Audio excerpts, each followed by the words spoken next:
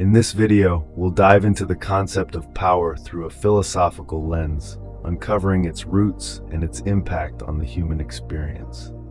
Let's get started. Having power usually means being able to fulfill one's desires despite the resistance of others' wills. Power allows one to impose their decisions on others, ensuring the achievement of their objectives.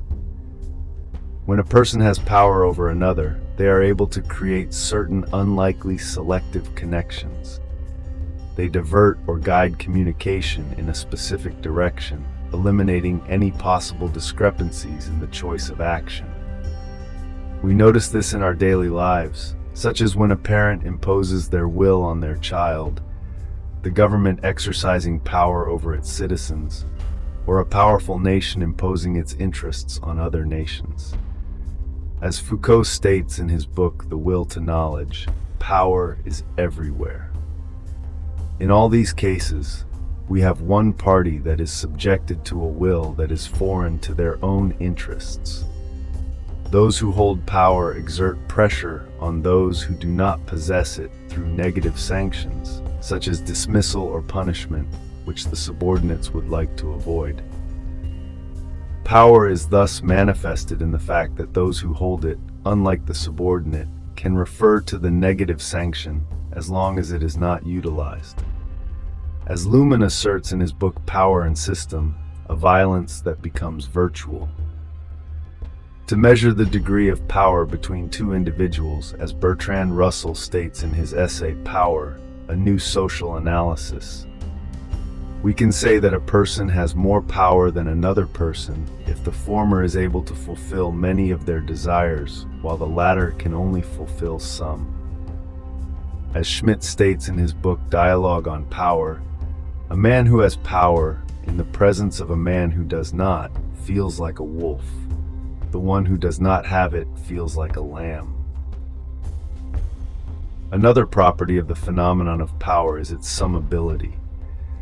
When the interests of individuals unite, some individuals decide to follow an individual or a group to whom they entrust their consent to be willing to obey.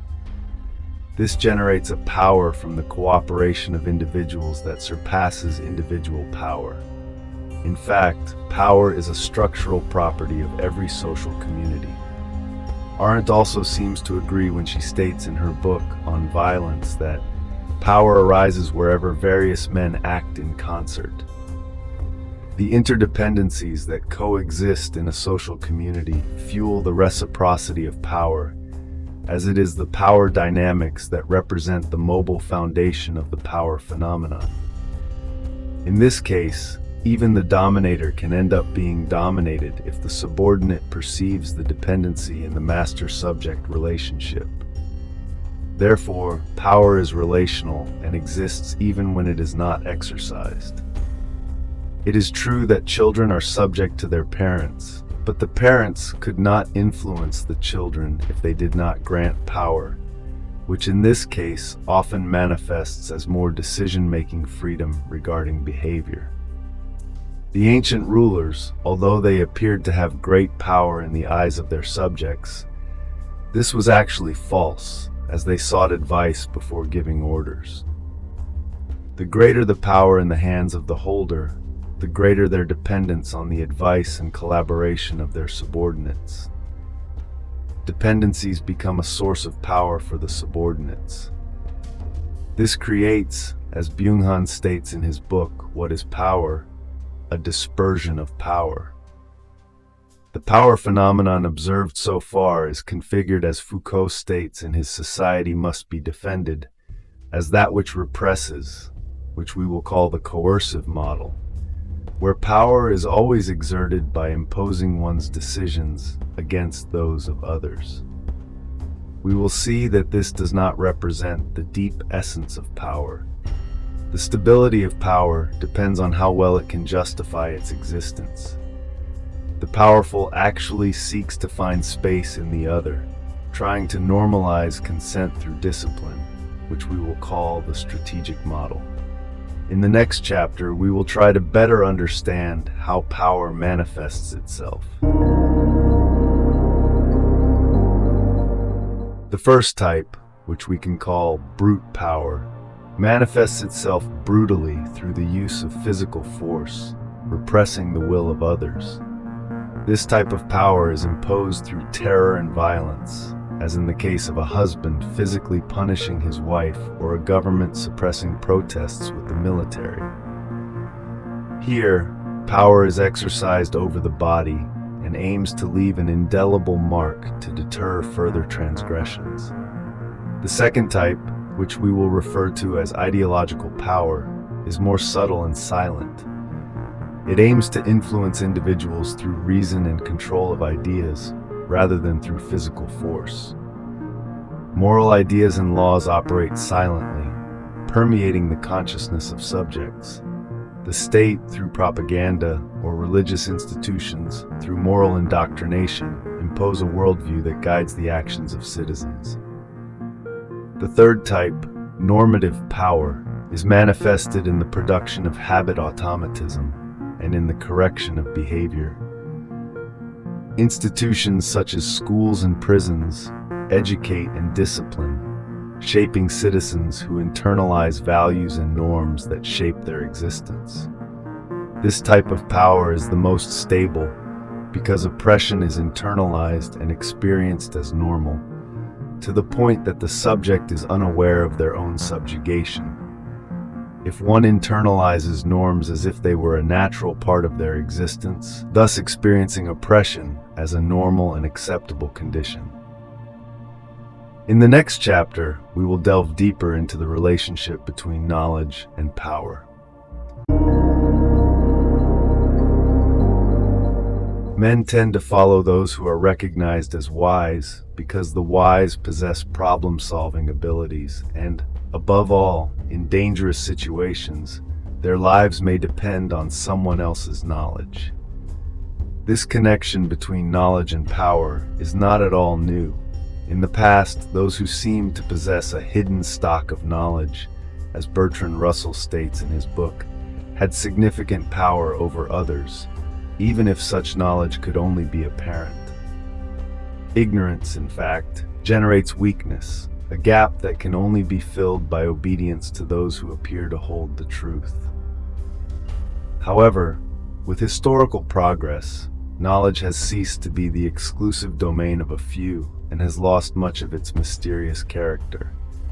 Today, knowledge is open to everyone, and the modern intellectual no longer inspires that reverential terror that once guaranteed authority. As a result, the power evoked by knowledge no longer derives from its secrecy or rarity, but from its ability to control and direct the world according to our will. Francis Bacon, in the Novum Organum, emphasizes that the goal of our new logic is not to defeat an opponent in an argument, but to conquer nature in action. Knowledge, in this sense, assumes a dual role, on one hand as the pursuit of truth, and on the other hand as a tool of domination and utility. Furthermore, the scientific revolution has shown us that truth is constructed through continuous research and experience, rather than through the mere command of those in power. This raises a critical question: who guarantees the truth of knowledge? In an era where science has become the primary vehicle of knowledge, it is inevitable to confront the limits and biases that accompany any human endeavor. Selection bias, confirmation bias, and other cognitive errors influence our perception and understanding of reality, challenging the idea that scientific knowledge is an objective reflection of the world. For example, scientific research is often influenced by personal preferences and institutional funding, as demonstrated by the so-called publication bias, where positive or significant results are more likely to be published than negative or null result. Scientific truth is not absolute, but depends on the historical and social context of the scientific community. Scientific paradigms change and truth adapts to these variations, as shown by Kuhn in his book, The Structure of Scientific Revolutions. Knowledge could be an illusion constructed by humans to gain a sense of control over the chaos of existence. Now, where does the origin of inquiry lie? It lies in political and administrative practice. It also lies in judicial practice. Inquiry emerged as a form of truth-seeking in the judicial order in the midst of the medieval era.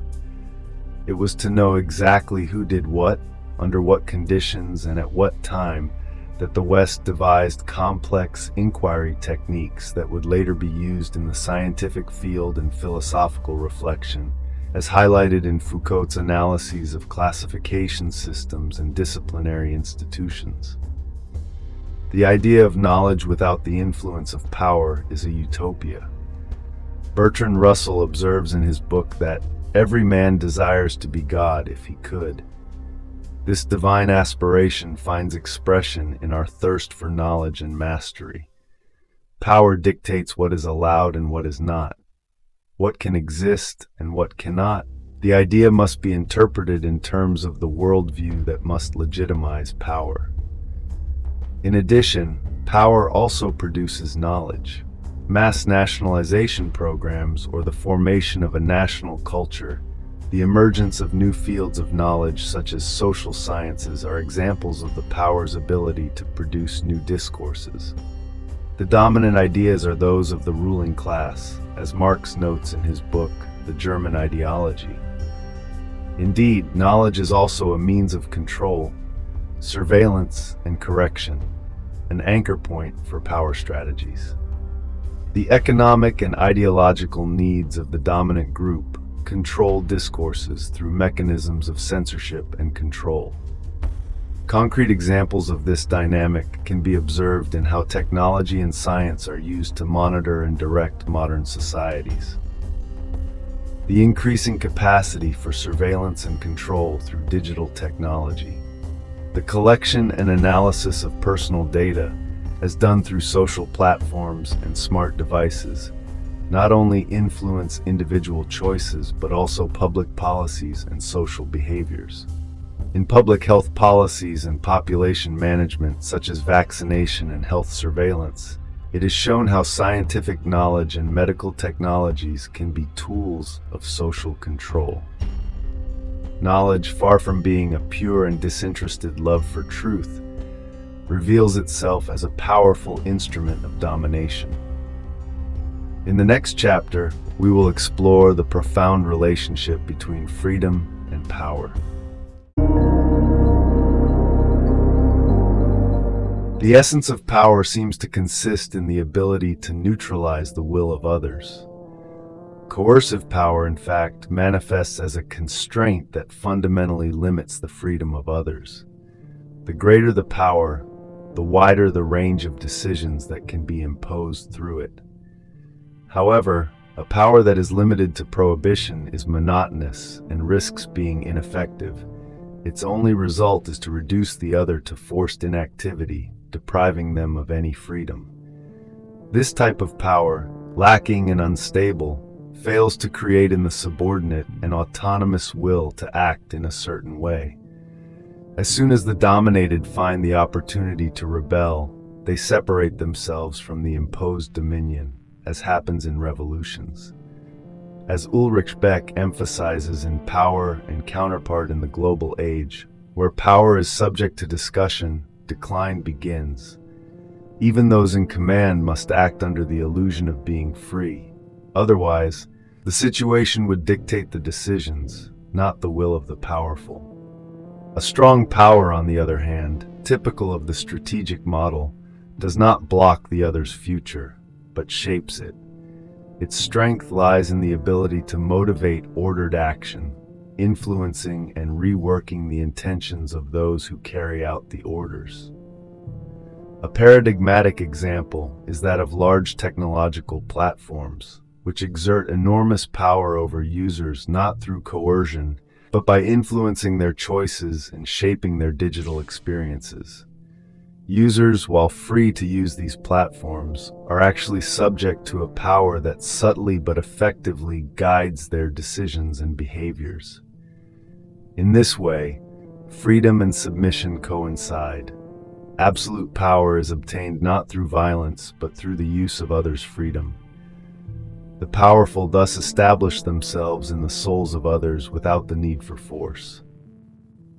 In the next chapter, we will try to better understand why the phenomenon of power originates. According to Russell, the love of power is, in its widest sense, the desire to cause certain specific effects in the external world. This desire is part of the essence of human nature. One of the fundamental causes of power lies in the master's ability to inflict a negative sanction on the subject, which gives rise to and sustains power itself. But only when one man obeys another does power exist. In the moment they no longer obey, power ceases to exist. Therefore, power can only exist when there is an intimate relationship between consent and obedience. Obedience is not voluntary but motivated. In exchange for control, protection, and guarantee of one's own survival are expected. Otherwise, it would be a war of all against all. However, man is not like other animals. Man needs to expand. Of all human desires, one of the most important is the desire for power. According to Nietzsche, it is the essence of life. We have seen that power is a structural property of every human society. It exists wherever communities of men exist, because having power means being able to expand into others as well. It allows for a continuity of one's own person in others.